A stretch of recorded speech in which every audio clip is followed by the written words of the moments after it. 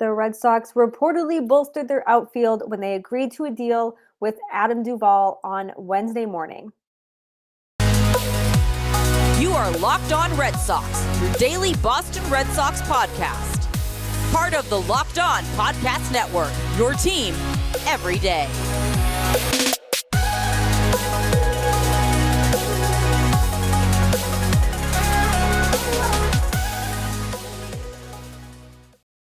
Today's episode of Locked On Red Sox is brought to you by BetOnline. BetOnline.net is your number one source for your sports betting info, your stats, your news, and analysis. You can get the latest odds and trends for every professional sport and amateur league out there. From pro football, the playoffs continue this weekend, the NBA, NHL, everything is over at betonline.net. And if you love sports podcasts, which I'm assuming you do because you are listening to Locked On Red Sox right now, you can even find those at BetOnline as well. They're always the fastest and the easiest way to get your betting info. Head to the website today or use your mobile device to learn more. That's BetOnline, where the game starts. Welcome to another episode of the Locked On Red Sox podcast. I am your host, Nessens Lauren Willand. I am still flying solo. Today is actually Jake's birthday, so huge happy birthday shout out to my co-host Jake. He will be back for our next episode this week. So today's episode is going to be quick. It's just going to discuss Adam Duvall and his deal with the Red Sox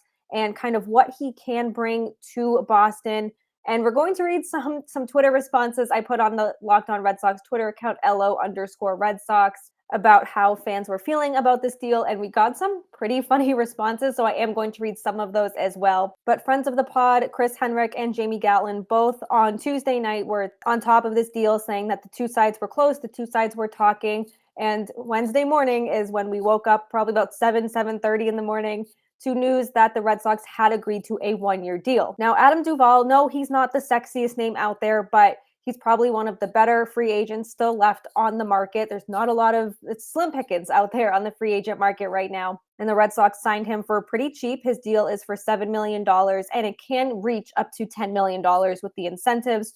Not quite sure what those incentives are just yet, but even if he does get to the 10 million threshold, that's still pretty cheap for who he is. So if you're wondering who Adam Duvall is, and the Red Sox probably hope that he can regain whatever made him a borderline elite player in 2021. He batted .228 with 38 home runs and an NL best 113 RBI across 146 games. And that's while he was with the Marlins. And then he was traded back to the Atlanta Braves at the 2021 trade deadline.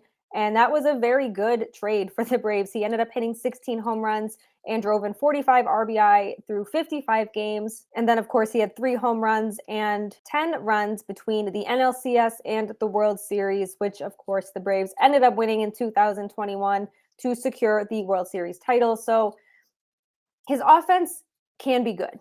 And this is kind of like the rest of the team, right? If they stay healthy, if this goes right for the Red Sox, if this, if that, he's still another what if factor for this Red Sox team. His defense is kind of where he really shines, right? He won a Gold Glove with both the Braves and the Marlins, and it's probably his defense that's going to be looked at. That's going to be the important part of this signing, because the outfield is a big what if, like much of this team. So we talked about how Alex Verdugo has to reach his potential. We don't know how Yoshida is going to be in the outfield. Will Jarren Duran get another shot in center field? But with Duvall now coming in, my guess is that he will ultimately play center field for Boston. And a lot of that is out of necessity. I mean, you unfortunately are probably going to take Kike Hernandez out of center field and move him back into the infield due to Trevor Story's injury. There's a lot of moving parts. With this Duvall move, it really seems like Kike is going to come back to the infield. And you know what? That's okay.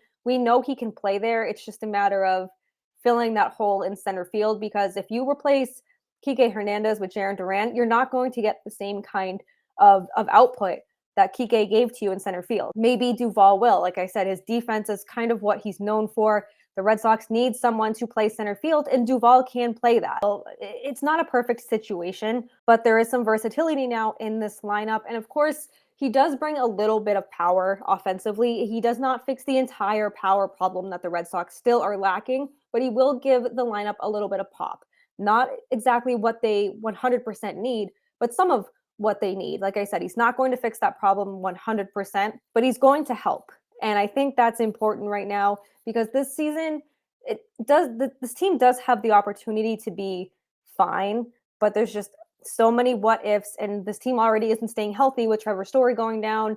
And hopefully Chris Sale can stay healthy. Hopefully James Paxton can give you adequate outings, whether that starts or out of the bullpen. Hopefully Nick Pivetta can have a good year. Hopefully Garrett Whitlock transitions into a solid starter. A lot of question marks. And Duvall still is a question mark, especially when it comes to his durability. He's 34. He's only played 138 games 4 times in his career and only once since 2018. So 138 games is nothing to turn your nose up at, but he's also dealt with injuries. He had a torn tendon sheath in his wrist, which ended his season last year in 2022 in July. We all know, especially Red Sox fans, that wrist injuries can be really tricky and they can hinder someone's development. I mean, look at Nomar, right? We are all scarred by Nomar's wrist injury, it seems like. But if he is 100% healthy, he could provide a strong bat. And like I mentioned, his defense is really what he's known for because you're kind of bringing him in knowing that you need the defense in the outfield, because if you're going to take Kike out of there and replace him with Jarren Duran, you're not going to have a very solid outfield. So overall, I do like the signing. Jake and I will go more in depth on the signing on Friday, but overall, I think it's a fine move for the Red Sox. It's a cheap move for the Red Sox, and it helps with power and it helps the outfield. Now, it's not the perfect answer. It's not the answer that probably Red Sox fans wanted when there were more suitable options earlier in the offseason, but you have to make do with what you're given and what's still out there. And I think the Red Sox did what they could with who was still left out there. So I posed the question on our Locked On Red Sox Twitter account at LO_Red Sox. Very simple question.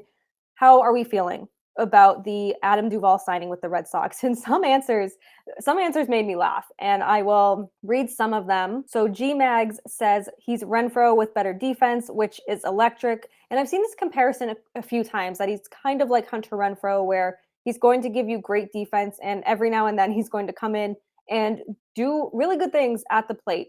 Red Sox fans loved Hunter Renfroe because of all the plays he made in the outfield assists, and then the home runs and the clutch hits when it mattered the most. So that's not a bad comparison. Hopefully he can play better than Renfroe, and hopefully he can play better than his 2022 season.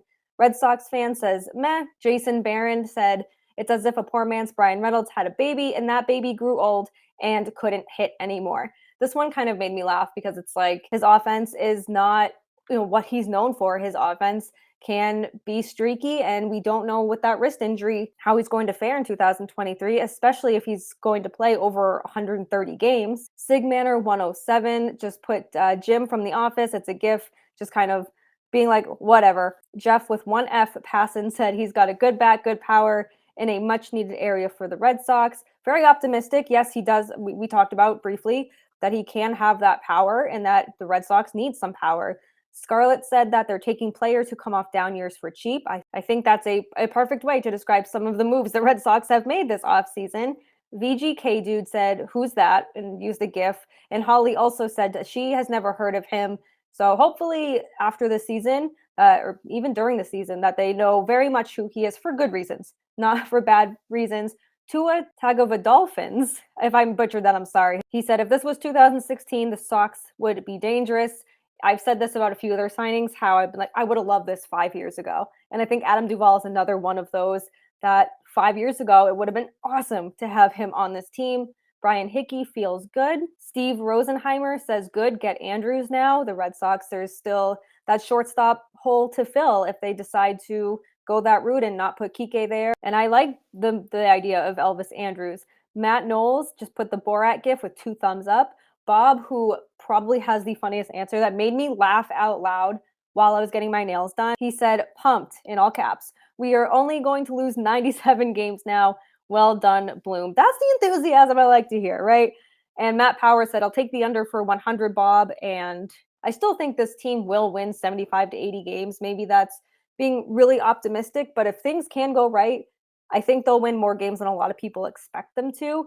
Overall, from the 16-17 responses that we got, it seems pretty split. It's just kind of, it is what it is. Hopefully he can do well. They know that there is the potential to do well, but it's also like, it should have never come to this Red Sox should not be in this position. But at the same time, you still need to fill the holes, and he is a viable option to do that. Thank you for making Locked On Red Sox your first listen of every single day. Like I said, Jake and I will be back on Friday to really go in depth about this deal, kind of give more analysis and opinion and kind of what he can or cannot bring to this team. I still think there's moves to be made, and spring training is right around the corner. Pitchers and catchers less than a month away. First full team workout 1 month and 2 days away. So it's getting very close, and the Red Sox need to continue to fill the holes on this team. It's getting closer, but there's still work to be done. Just wanted to shout out Jake one more time. He is 24 today. Excited to see what this year brings for him and what this year brings for this podcast. Be sure to check out the other shows across the Locked On Network. Locked On Mets, who just agreed to a deal with old friend Tommy Pham. Locked On Yankees, Locked On Phillies. Everyone does such a great job here bringing you baseball content in the offseason. Be sure to check us out on Twitter at LO_Red Sox, Jake at Jake Iggy, me, La Lauren, 3 Laws, Lauren with 4 R's. And now that you've made Locked On Red Sox your first listen, check out Locked On MLB Prospects to make it your second listen of the day. Host Lindsey Crosby is a prospect encyclopedia. He's been on our show a few times. He goes deep on the stars of tomorrow. It's free and available wherever you get your podcast. Be sure to check back on Friday when we go deeper into the Duvall deal. And next week, we will be interviewing prospect Taylor Broadway. I'm really excited for that interview and to be able to bring that to you. That will be next week. Let us know how you feel about this Adam Duvall deal and what you think he will bring to the Red Sox, or if the Red Sox are still lacking in some departments. We love to hear from you. We always love including our listeners on this show. So until Friday, we will see you very soon. And as always, let's go Red Sox.